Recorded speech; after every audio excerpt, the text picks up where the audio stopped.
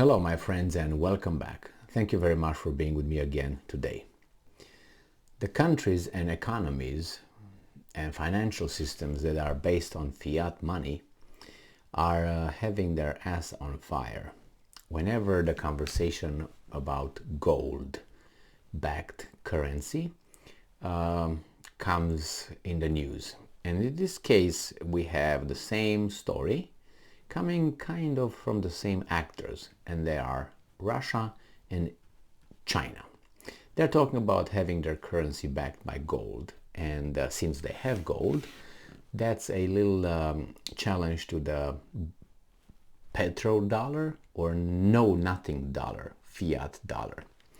All right, let's read this little article and see what's going on here. So this article comes from Fox News, and it's from today, October 29th, 2022. Russia-China may be preparing new gold-backed currency, but experts assures us US dollar safest currency today.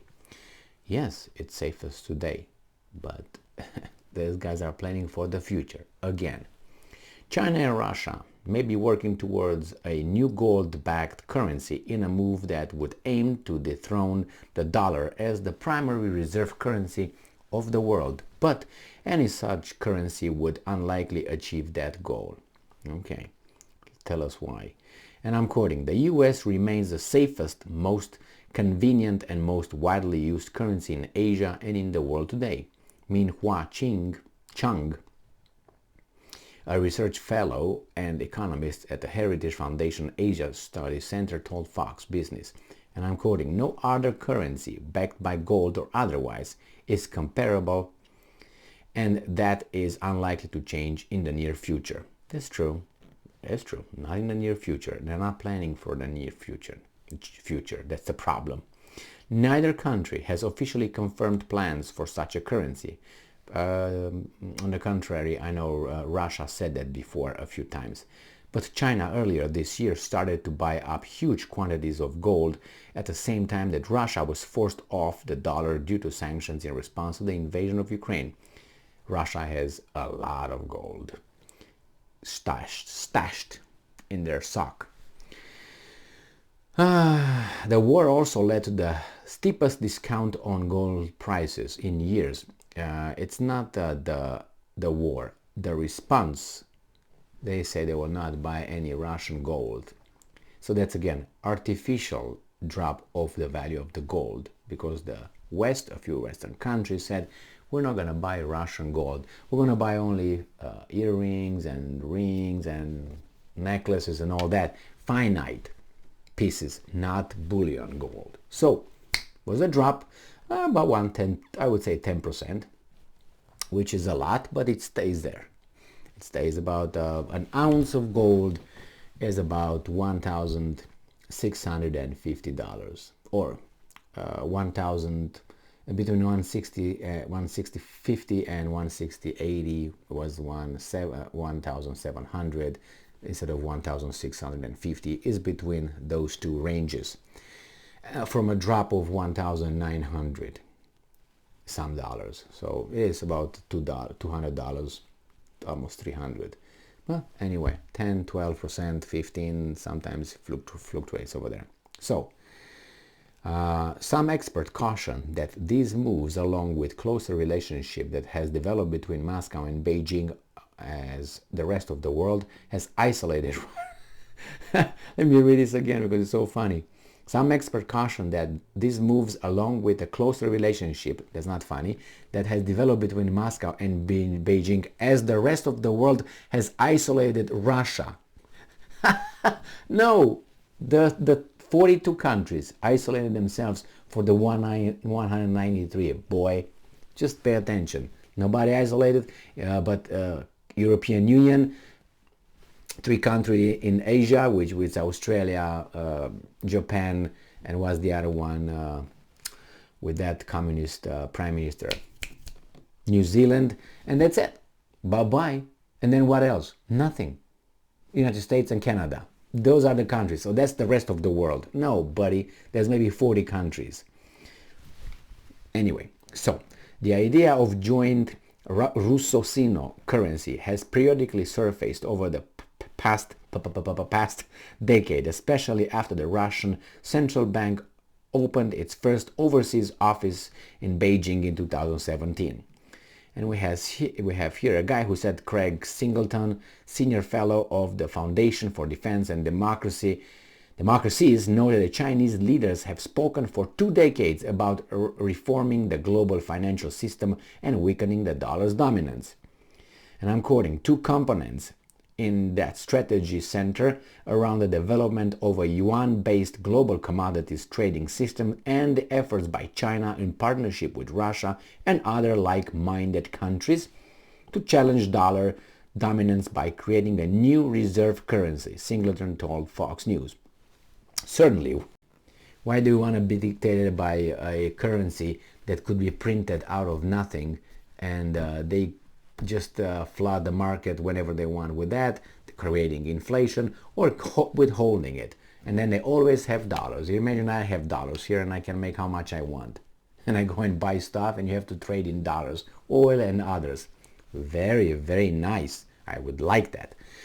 So it says, in essence, Beijing and Moscow are seeking to build their own sphere of influence and a unit of currency within that sphere, in effect inoculating themselves from the threat of US sanctions, he added. I think that's accurate. But the record amount of gold that China has purchased has raised some eyebrows, even as the trend remains under the radar for mainstream media.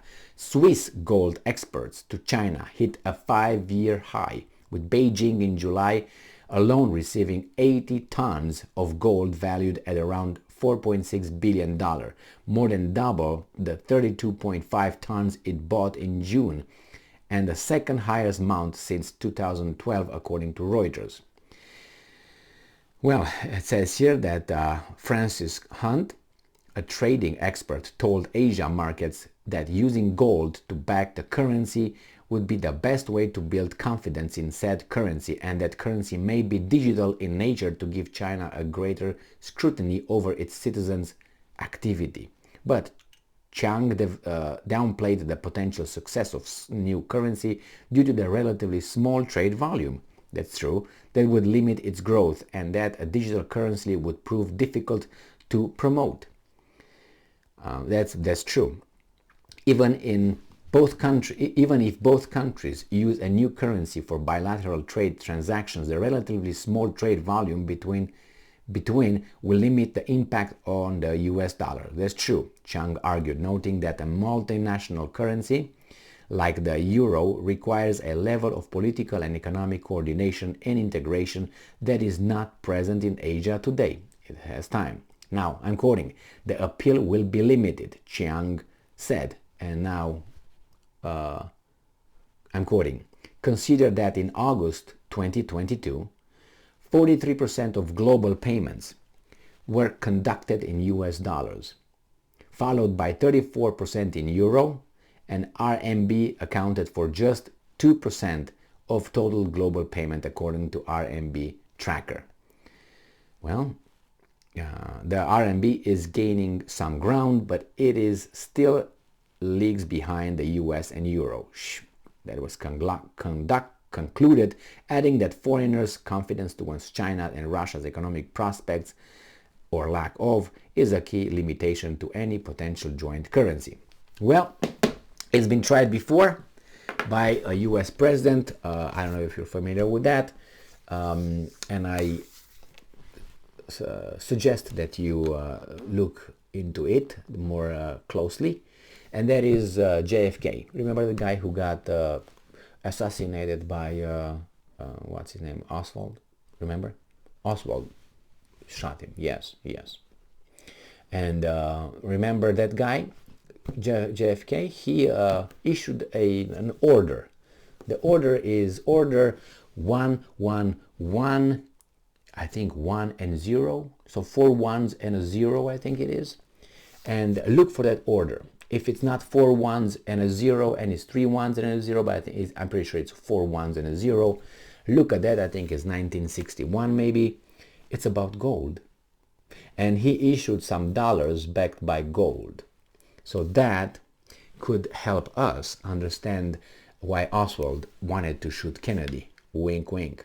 Then another thing that could help us understand why Oswald would like to assassinate Kennedy was because the same president made a grave mistake to say that he wants to inspect the, how do you call it, the nuclear, I can't remember the name of the place in Israel where he wanted to send American inspectors to see if those guys are conducting nuclear experiments on having nuclear weapons and if they have them. I can't remember the name of the program and the facility.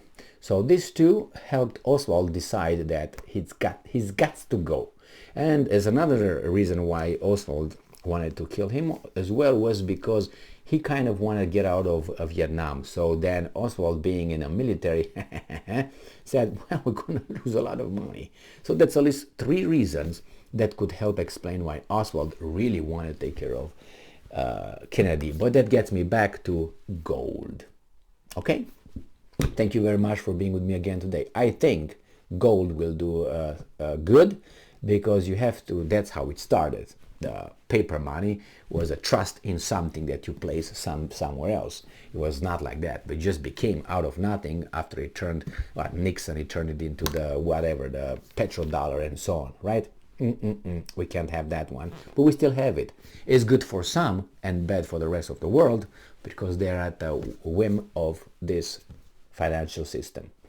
And the US Treasury, together with those weasels from the Federal Reserve Bank, a private bank that we don't know who the owners are. We have the presidents over there, made out of 10 private banks that they set all kind of rules that we can't buy anything in those banks. Somehow we can't. We don't know. It's so secretive.